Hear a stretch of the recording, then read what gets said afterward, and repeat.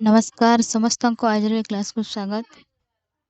तो आज क्लास आम एनईपी 2020 सिलेबस अनुजाई +3 सेकेंड सेमिस्टर साइंस जो आम रही सुकनाश प्रदेश। तो से सुकनाश प्रदेश 5 मार्किया क्वेश्चन आंसर आज देखा। तो पूर्व क्लास आम यार 5टी क्वेश्चन आलोचना कर सारी। तो आज क्लास आम जो बाकी थिला से गुड़ाक आलोचना करनेबा। तो क्वेश्चन नंबर हमारा 6 रे अच्छी सुकनाश प्रदेशे सज्जन संघस्य महत्व वर्णयत। तो सुकनाश प्रदेश से सज्जन मानकर सज्जन मानकर सहित सांग होगा से महत्वटा कौन आमको ये वर्णना करने को। तो यार उत्तर है आमर जो महाकवि बाणभट्ट विरचित कादम्बरी ग्रंथस्य सुकनाश प्रदेश नीतिशास्त्रस्य अनुपम अंश अस्ति। तो अस्मिन् सुकनाश जीवराजं चंद्रापीडं प्रति सज्जन संघस्य महत्व विस्तरेण उपदिश्यते। तो महाकवि बाणभट्ट द्वारा विरचित होता यह कादम्बरी ग्रंथटी सुकनाश प्रदेश नीतिशास्त्र अनुपम एक अंश अटे। तो यही सुकनाश जीवराज चंद्रापीडं प्रति सज्जन संघर महत्व विस्तारित भाव में उपदेश देते। तस्य मते सज्जनानां संगः मनुष्यस्य जीवनं पवित्र सफलम आदर्शम च करते। तो तांका मत अनुजाई सज्जन मानकर संग मनुष्यर जीवन पवित्र सफल एवं आदर्श करते। तो सुकनाश वदति सुकनाश वदति जत सज्जना सत्यवादिनः धर्मनिष्ठाः विनयशीलाः दयालवः तथा विद्वांस भवति। तस्मात् संगेन मनुष्य सदाचारं विनयं विवेकं तथा धर्मपालनं शिक्षते। तो सज्जनाः सदा हितोपदेशं कुर्वन्ति तथा विपत्ति काले अपि सहायं कुर्वन्ति। तो एठारे कहते सुकनाश कहते कि सज्जन सांग होगा द्वारा जड़े धर्मनिष्ठा विनयशील दयालव तथा विद्वांस होता है। एवं सही संगे एवं तार संग द्वारा तार सहित संग होगा द्वारा मनुष्य सदाचार विनय विवेक तथा धर्म पालन ताठार शिखि था। एवं सज्जना सदा एवं यही सज्जन व्यक्ति मैंने सदा सर्वदा हितोपदेश करने कहते एवं विपद काले सहायक होता।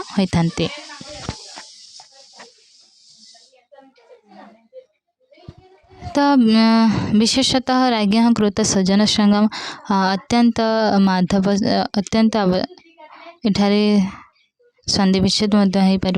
तो अत्यंत आवश्यक राजा जदि बिंधुर्भित ऋषि भी मंत्री भी तथा सदाचारी भी सह बसति तैर सह उचित निर्णयान् कर्तुं समर्थ भवति।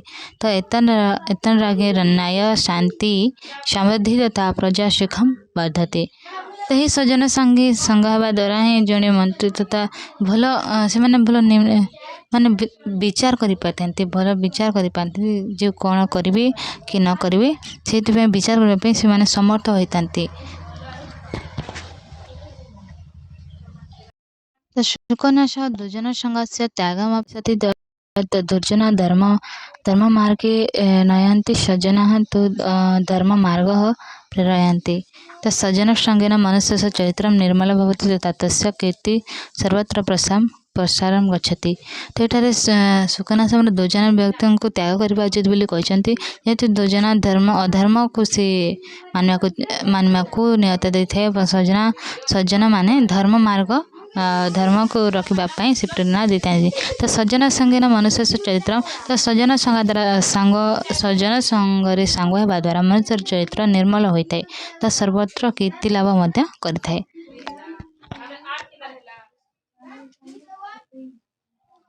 तो सज्जनानां वचनानि अमृत तुल्यानि भवन्ति। तेषां मार्गदर्शनेन मनुष्य जीवनस्य कठिनसमस्याः अपि सरल तथा समाधानं प्राप्नोति। अतः सज्जनसंगः सर्वेषां कृते कल्याणकारी अस्ति। तो सज्जन मानकर वचन अमृत तुल्य होता है एवं सेमानक मार्गदर्शन मनुष्य जीवन कठिन समस्या सरल तथा से कठिन समस्या को सरल भाव में समाधान करता है।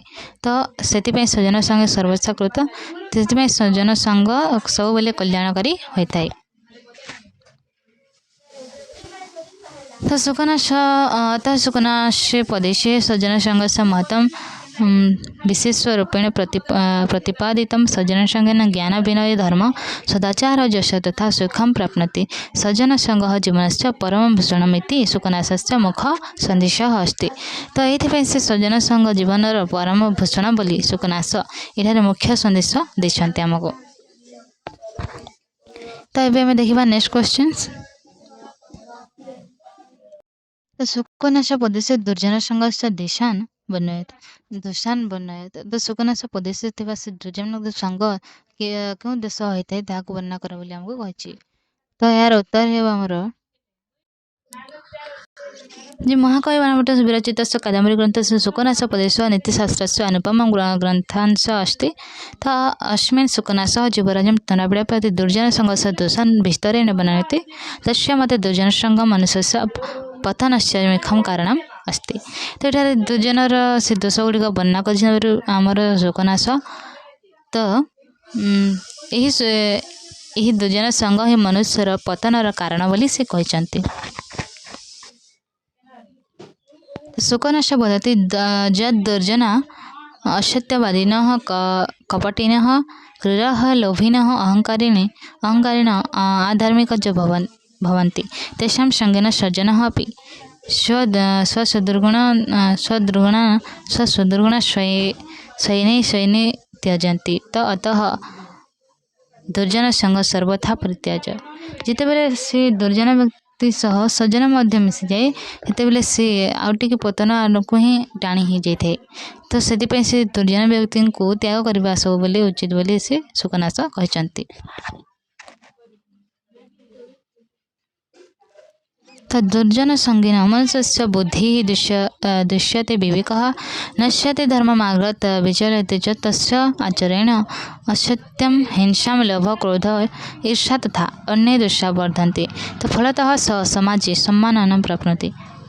जेहेतु दुर्जन व्यक्ति मनुष्यर बुद्धि विवेक खराब कर देते एवं ईर्ष्या तथा से क्रोध इत्यादि से भितर लाभ करते प्रेरणा सेमिति प्रेरणा दी थे। तो से सज्जन व्यक्ति समाज रे दुर्जन व्यक्ति कि सज्जन व्यक्ति मिसिले से समाज रे सम्मान केबे भी पाई पारंती नहीं।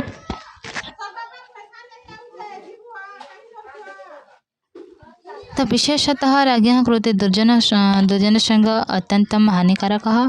यदि राजा दुष्टमात्रेण कफिटिन अथवा स्वार्थिनः जनान् विश्वसिति तर्हि राज्ये अन्याय अशांति भ्रष्टाचार तथा प्रजानां दुःख वर्धते। अतः राजा सदैव सज्जन विद्वांसः मंत्रण कुर्वन्ति। तो से एठारे कहते कि दुर्जन व्यक्ति सह संग हेले क्यों से अन्याय अत्याचार कर प्रजा मान किपर भाव से दुख देव से कहते सब। तो सुकनाश उपदिशति जो दुर्जनान मधुर वचनानि अपि न विश्वसनीयः ते स्वार्थी सुधार्थः मित्रत्व दर्शयन्ति ते तु अनर्थमेव कुर्वन्ति। अतः विवेकेन मित्रचयनं करणीयम्। से भल व्यक्ति को दुर्जन व्यक्ति माने खराब ही कर देते से कहते। तो अतः सुकनाश उपदेश दुर्जन संग दोषगुणान मूलमिति प्रतिपादयितं। तो जो दुर्जन संग त्यक्ता सज्जन संग स्वीकरोति सह जीवन यश समान सुख च प्राप्नोति। दुर्जन संग से त्याग एवं कल्याण से मार्ग इति सुकनाशस्य उपदेश। तो ये कहते सज्जन संग होगा कथा कहीं से संगन यदि संगे सम्मान यश इत्यादि पाइब। जदि दुर्जन संगे सांग हम तो कल्याणकारी मार्ग इति से दुर्जन संघर्ष त्याग करने आमर सुकनाश उपदेश देते। तो ये देखिए आम नेक्स्ट क्वेश्चंस। तो बाणभट्ट से जीवनम तथा साहित्यमेव वर्णयत। तो यार अनुसार आमर तो महाकवि बाणभट्ट संस्कृत साहित्य महान गद्य कवि आसीत्। सः सप्तम शताब्दी सम्राट हर्षवर्धन से राजसभायां सभाकविरूपेण प्रतिष्ठितः आसीत्। तस्य पितुः नाम चित्रभानु आसीत्। बाल्ये एव माता पितृ वियोगं प्राप्तवान्, तथापि स्वाध्यायेन महान् विद्वान् अभवत्। तो एठारे कहते बाणभट्ट संस्कृत साहित्यर एक महान कवि महान गद्यकवि अटे। तांकर से सप्तम शताब्दी सम्राट से हर्षवर्धन राज्यसभा सभाकवि रूपेण प्रतिष्ठित व सभाकवि रूप थिले एवं तस्य तांकर पितांक नाम थिला चित्रभानु। तो बाल्यकाल रे से माता पिता वियोग रे रहिथिले, से कि दुखी नथिले मध्य बड़ हेबा परे से एक महान विद्या रूप प्रतिष्ठित होइथिले। तो बाणभट्टस्य भाषा अतीव मधुरम् अलङ्कारयुक्तः ओजस्विनी च अस्ति। सः संस्कृतगद्यस्य सर्वोत्तम लेखक इति प्रसिद्धः। तस्य लेखेन प्रकृतिवर्णनं पात्रवर्णनं भाववर्णनं च अत्यन्तं मनोहरमस्ति। अतः स गद्यकाव्यस्य सम्राट् इति कथ्यते। तांकर से काव्य कवितार मधुर अलंकार युक्त ओजस्विनी रही है। से संस्कृत गद्यर सर्वोत्तम लेखक भाव प्रसिद्ध। तो से तांकर लेखार प्रकृति वर्णना पात्र वर्णना भाव वर्णना इति दृष्टि होता है एवं से गद्य काव्य से सम्राट बोली कहा जाता है। तो तस्य प्रमुख ग्रंथ हर्षचरितम् तथा कादम्बरीस्थः। हर्षचरितं सम्राट हर्षवर्धनस्य जीवनचरित्रमस्ति। तो कादम्बरी संस्कृत साहित्यस्य प्रसिद्ध गद्यकाव्यमस्ति। अस्मिन् ग्रन्थे शुकनासपदेशः अतीव महत्वपूर्ण अंशः अस्ति। अत्र शुकनास जीवरञ्जन चन्द्रापीडं नीति राजधर्म अस्ति। तो बाणभट्ट हर्षचरित कादम्बरी तथा कादम्बरी से ग्रंथ प्रमुख ग्रंथ दुईटी। तो हर्षचंद्र से सम्राट हर्षवर्धन जीवन चरित्र वर्णना करथिबा बेले कादम्बरी ग्रंथ से शुकनास उपदेश महत्व से शुकनास जो उपदेश महत्व गुण गुटिक से वर्णना होछि। तो यही से युवराज चन्द्रापीड को किसी उपदेश देइछन्ति राजधर्म विषय रे। तो अत्र शुकनास जीवरञ्जन चन्द्रापीड नीति राजधर्म आत्मसंयम सदाचार च उपदिशति। तो बाणभट्ट साहित्ये भारतीय संस्कृति धर्मस्य नीति आदर्श जीवनस्य च सुन्दरं चित्रणं दृश्यते। तस्य रचनाम् अद्यापि विद्यार्थिभिः साहित्य प्रेमीभिः च आदरपूर्वक पठन्ति। तो तांकर रचना ही पाठक पाठिका मानक पूरा बहुत मन को छुई जाइए। तांकर से धर्म नीति और आदर्श जीवन किछि चित्रण मध्य करिसेंति।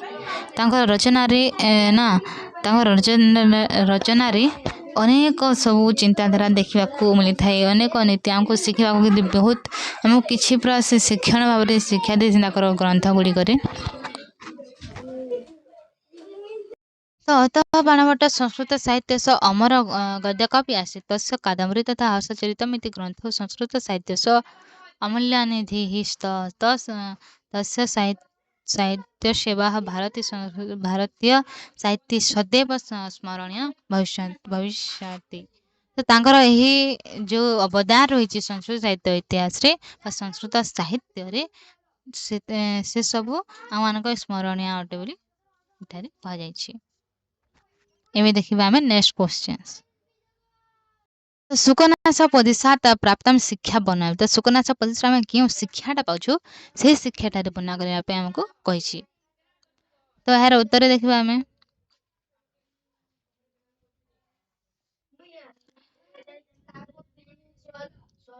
तो महाकवि बाणभट्ट विरचित कादम्बरी ग्रंथस्य शुकनास उपदेश नीतिशास्त्र उत्कृष्ट अंश अस्ति। तो एठार कही शुकनास उपदेश कादम्बरी ग्रंथ अंश अटे। तो अस्मिन् शुकनास जीवरञ्जन चन्द्रापीडं प्रति आदर्श जीवनस्य राजधर्मस्य सदाचारस्य उपदेश ददाति। तो अस्मात् उपदेशात् महबह नैतिकाः शिक्षा प्राप्नुवन्ति। तो जो उपदेश देइछन्ति ताहा हमको शिक्षा ग्रहण शिक्षा हम से शिक्षा पाउछु बोली एठारे कहा जायछि। तो प्रथम आम कौन शिक्षा पाई था तो प्रथम आम सुकनाश सत्य पालन से महत्व प्रतिपादयति सह वदति यत् तस्य मनुष्य सर्वोत्तम भूषणमस्ति। तो द्वितीय स विनय स महत्व बनयति विनयन एवं मनुष्य सर्वेषां प्रिय भवति अहंकार तो विनाशस्य कारणं भवति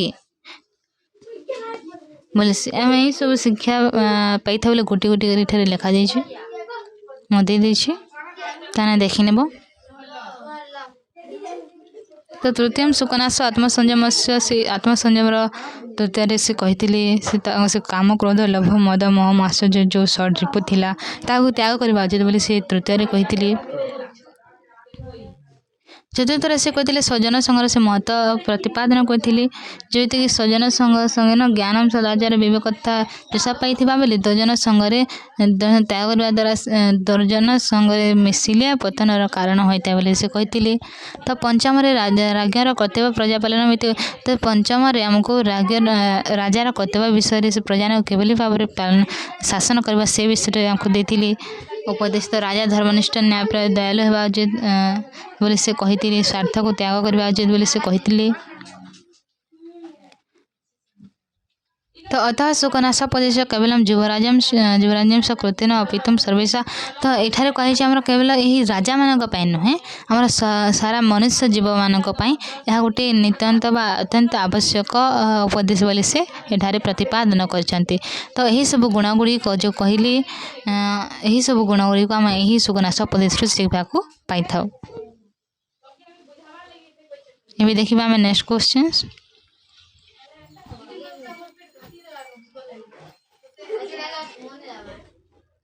सुकनाश प्रदेश से भाषा शैली बने तो सुकनाश प्रदेश भाषा शैली वर्णना कर कही। तो महाकाव्य बाणभट्ट विरचित कादम्बरी एठार महा सुकनाश पद कादम्बरी एक अंश अटे। तो ये मधुर तार भाषा गंभीर अलंकार युक्त तथा प्रभावशीली अस्ति। बाणभट्ट गद्य काव्य श्रेष्ठ लेखक इति प्रसिद्ध। तो बाणभट्ट गद्य काव्य श्रेष्ठ लेखक भाव प्रसिद्ध अटंती।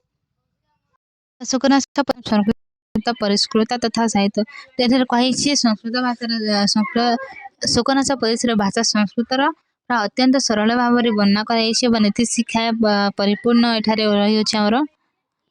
तो अस्य शैली अलंकार अलंकार प्रधान अस्ति। तो एठारे शैली अलंकार प्रधान रही आमर उपमा रूपक अनुप्रास उत्प्रेक्षा ये सब गुड़िक सुंदर भाव में प्रयोग कराई। तो भाषा माधुर्य लज एठारे बहुत भल भाव में ही तार पाठक को किपर भल लगे से सब एठारे उपमा अलंकार सब वर्णना कर सब तुम देखी नियो सब शैली रही आमर। सुकनाश प्रदेश भाषा शैली अत्यंत मधुर गंभीर अलंकार युक्त समाज जीवन तथा नीति प्रधान अटे एवं यह शैली बाणभट्ट अद्वितीय भाव साहित्य संस्कृत प्रतिभा प्रकाश होती। अतः सुकनाश प्रदेश संस्कृत गद्य साहित्य विशेष स्थान धारयति। तो यही संस्कृत साहित्य यही सुकनाश प्रदेशटी विशेष स्थान ग्रहण करी रही अछि। तो यही थिला पिला माने बेंचमार्किया क्वेश्चन सुकनाश प्रदेश रो। तो आज क्लास रे हम सब साइड नेक्स्ट क्लास रे सब विषय वस्तु जो 5 मार्किया क्वेश्चन रखी ताको आनिबी।